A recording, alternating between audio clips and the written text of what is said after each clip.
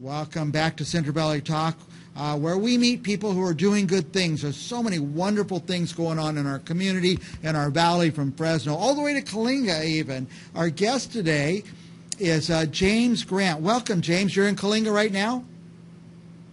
Yes, Mike. I'm in Coalinga. Yeah. In the hot weather. It's 90 degrees. Oh, yeah. I bet Coalinga's hotter than Fresno even. I don't know. Now, you have developed some philosophies and some ideas. By the way, you're a teacher, right, at the college? Yes. Yes, it's community college. West Hills Community College in Coalinga. And you developed this idea. We've heard about it from you a few times, and it's fascinating, the 4 steps to student success and cultural diversity. Tell us a little bit about that, James. Okay, Mike.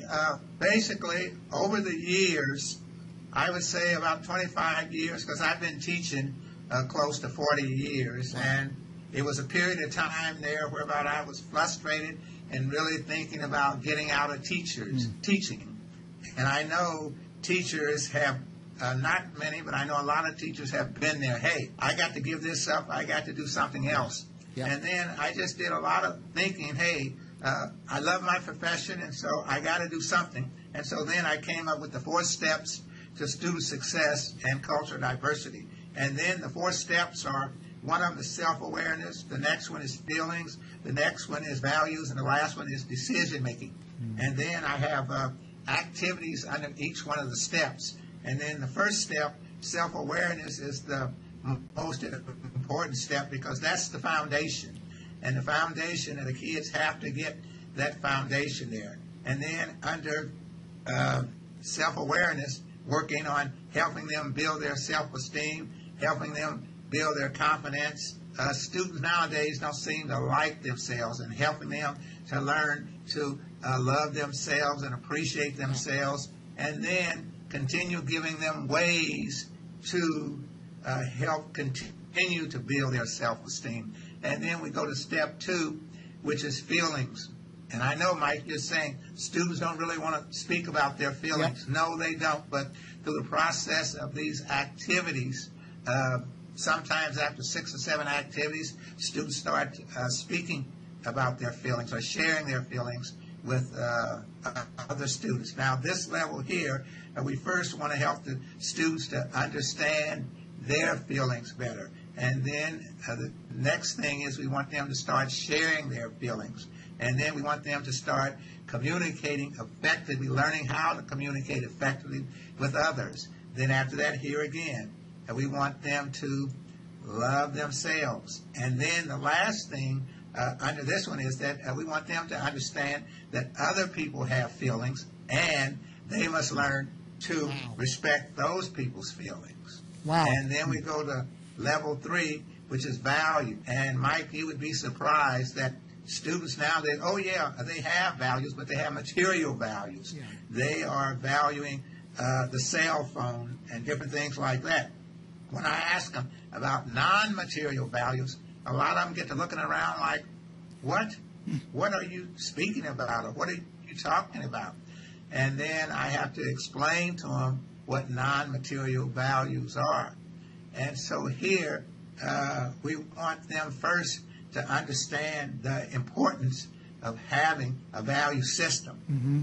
Next thing is that we want to help them to develop their value system.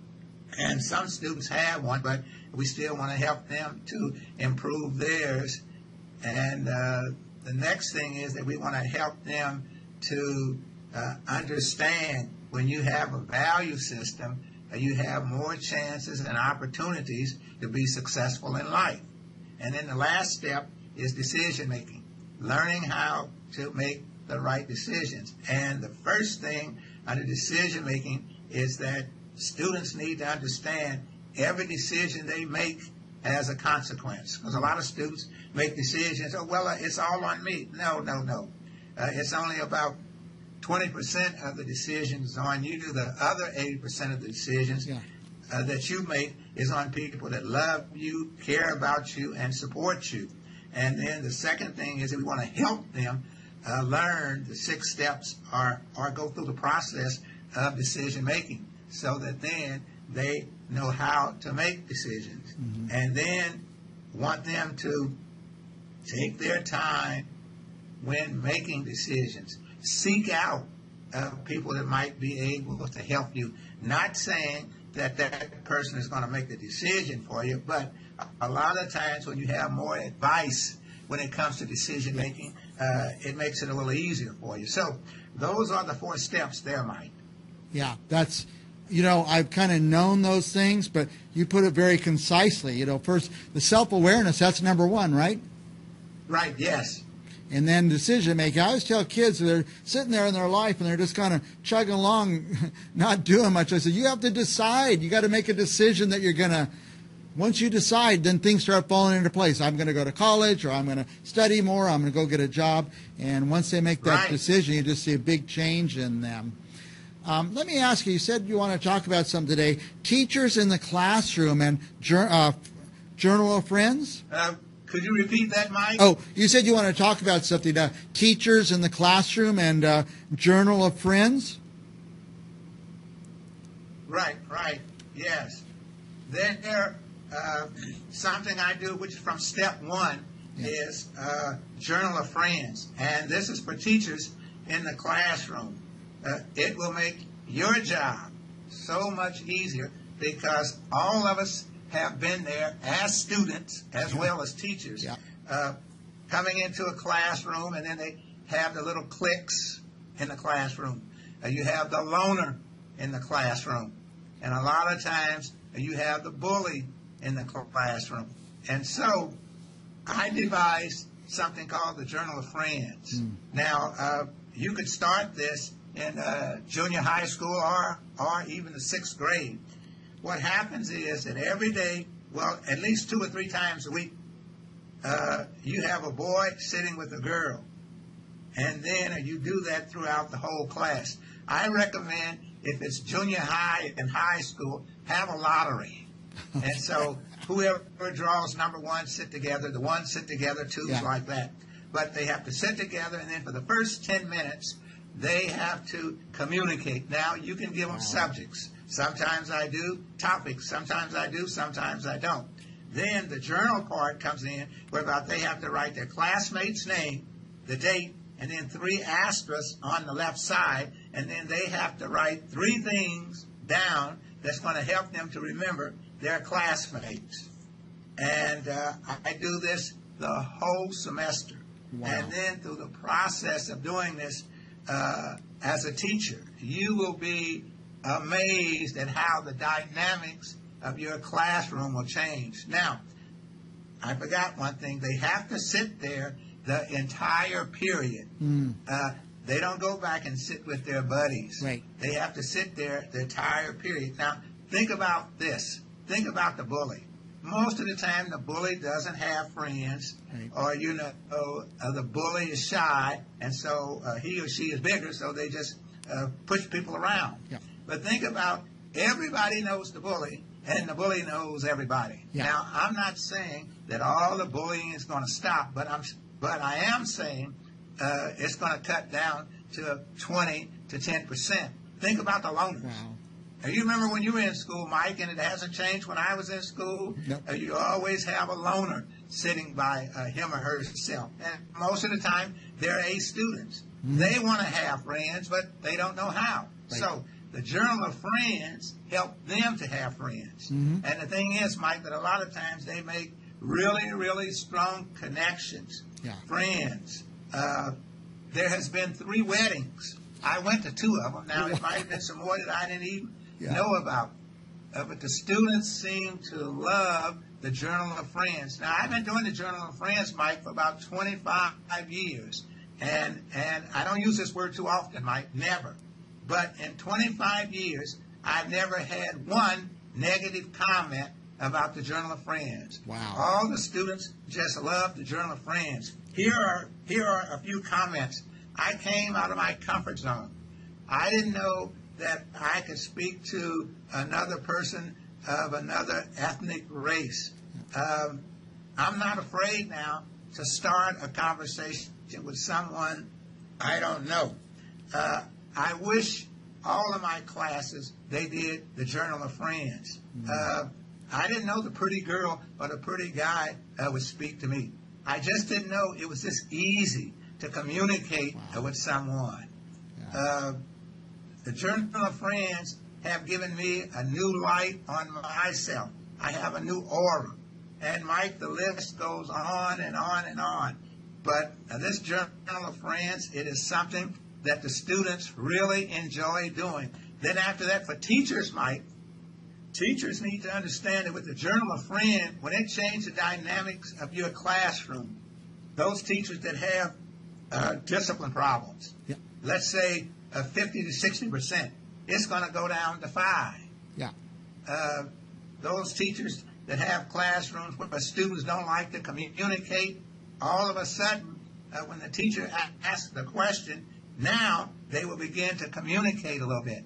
And then the situation where about students sometimes don't like to do group projects. Right. No, they work good in group projects because all of a sudden, think about it, when you get a chance to communicate with someone, because we all have our biases and we thought this person was that or this student was that, but when you get a chance to communicate with that student, they find out a lot of times that they have things in common. Wow. And it's just, the Journal of Friends, teachers, it's just a game changer.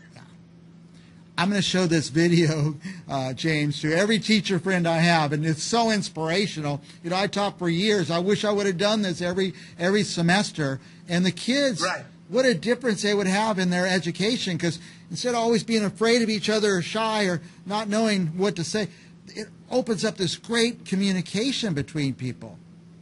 Right, yes. Oh, yes. And I have students that have called back and came back, in the last 12 or 15 years old. Thank you for the Journal of Friends. I mean, the job that I work on now, I can communicate with anyone, all different ethnic groups. That's great. And thank you so much, because when you first mentioned the Journal of Friends, I was just kind of blown away. But I share with the students, Mike, the reason why I'm doing the Journal of Friends is, the first reason is that students should laugh between 15 and 25 times a day. Okay. This is just for their mental health and to keep their stress level down. Okay. The second reason is that some student doesn't have a friend. Well, we're not going to be their friend, but we're going to be their classmate friend. Okay. And then, Mike, is the third reason, is a big reason, because, students come to school and they have problems. Yeah. And the thing is that just for 10 minutes, the student can forget about that problem, throw it in a trash can, and then just communicate with their classmate about something totally different to relieve their mind. Sometimes students tell me, oh, Mr. Grant, that helped me for the whole day. And I want to thank you, because my partner, we were talking about different things, and then I just didn't focus in and stay there on the problem that I was having. And so the Journal of Friends, it just does so much for the students' confidence, self-esteem, getting them to communicate and understand that, people are people, because nowadays with technology, there's so much texting. And don't get me wrong, there's nothing wrong with texting, but like I share with the students, to get a job, you got to be able to look that employer, HR person in the eye and communicate. You don't get a job by text, do you? I know. Hey, James, we've gone way past time. Is this your email we have on the screen, or your webpage, 4stepsstudentsuccess.com? No, it should be. James. James, 4 steps to student success. That's what we have on the screen. Yeah. Listen, James. We're way past time. I just want to give you a minute. Any last thoughts to share with our viewers? Hey, if you have any questions about the Journal of Friends, just email me and I will contact you, because teachers, you're just starting the semester, and right now is the time to do it. It's a game changer for you and your students. Yeah.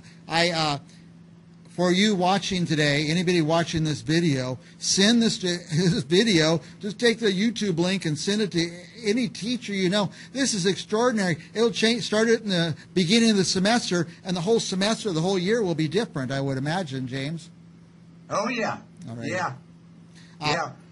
The teachers will see, probably, Mike, about halfway through the semester, they will see the changes in the students' demeanor, how their classroom will change. I mean, it will change for a more positive effect, and the students will be more open with each other, more friendly, and it's just a great thing. In the summertime, I have a lot of high school students and freshmen, and they just love it. Oh, we need to do this. I wish we would have did this in junior high, but even now, I'm going to tell my teachers about it in high school. All right. We're way past time, James, but I want to thank you. This is one of the most extraordinary and inspiring interviews I've done ever, and I am truly going to forward this email to every teacher I can, and for those of you watching, I encourage you to do the same. James, thank you, and for our guests, stick around. We'll be back with more right after this.